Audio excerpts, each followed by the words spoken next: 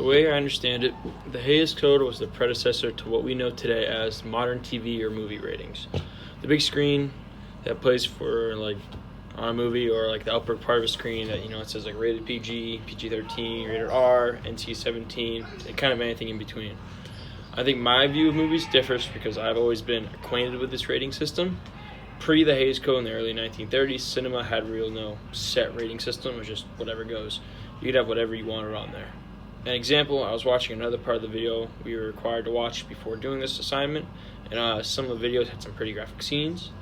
There's rape, slapping women, and just some other things that I've never really seen on screen before, or things that even had a hidden context or a second meaning, that kind of idea.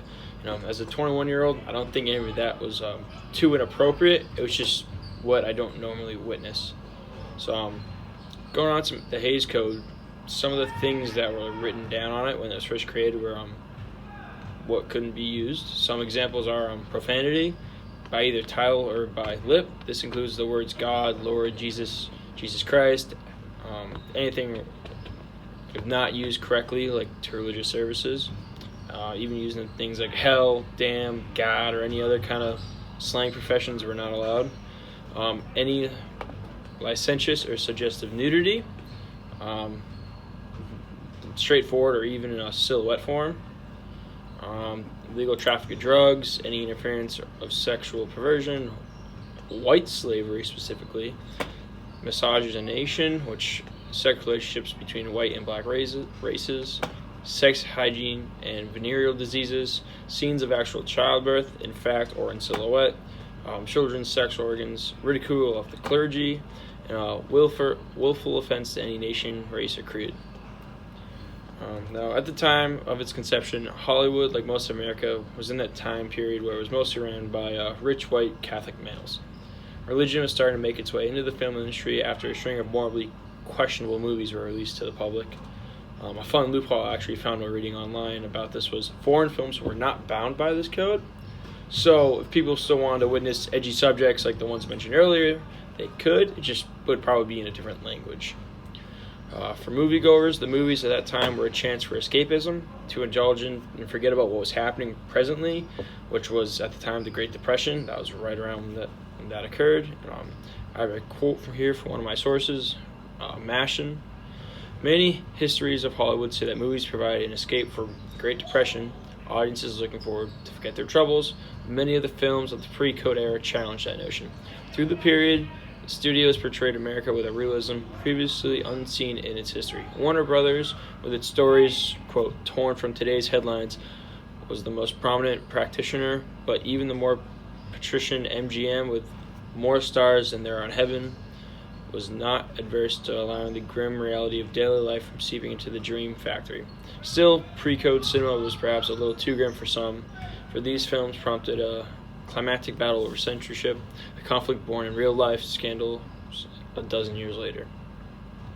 So these films were a real opportunity for the average everyday man just to kind of experience what life is like on the other side, per se. What it's like to be rich, famous, powerful, stuff like that. And that's why some of these cinematic adventures are so dangerous, alluring, and kind of controversial. It kind of reminds me of the movie and book Great Gatsby, and the fact that it's more about a man who's so rich he does not know what to do with his money because he has so much of it. He throws crazy parties, all this stuff.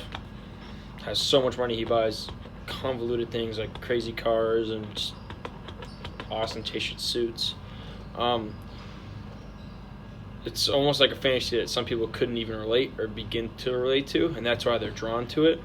And one of the articles I have by Marsh, the vision F. Scott Fitzgerald created for The Great Gatsby was littered with certain words, right?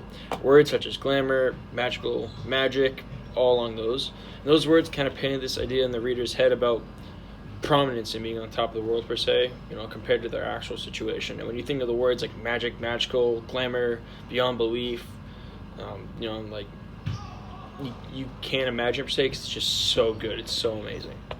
So back to the Hays Code. I think it personally was created for a reason, and that was to keep people from being able to fully indulge in the idea of a world where you have so much money or power or both that you can do whatever, whenever you want. For the few people who had that ability, they wanted to keep it for themselves. and they wanted to keep everyone else basically from getting it. You could argue that Hayes and the people working behind him were like pulling strings and were censoring what they wanted the public to see and what they didn't want the public to see. I would say it's kind of like North Korea does now currently. Like, they can only see stuff that somebody approves or what's moving along with someone else's agenda.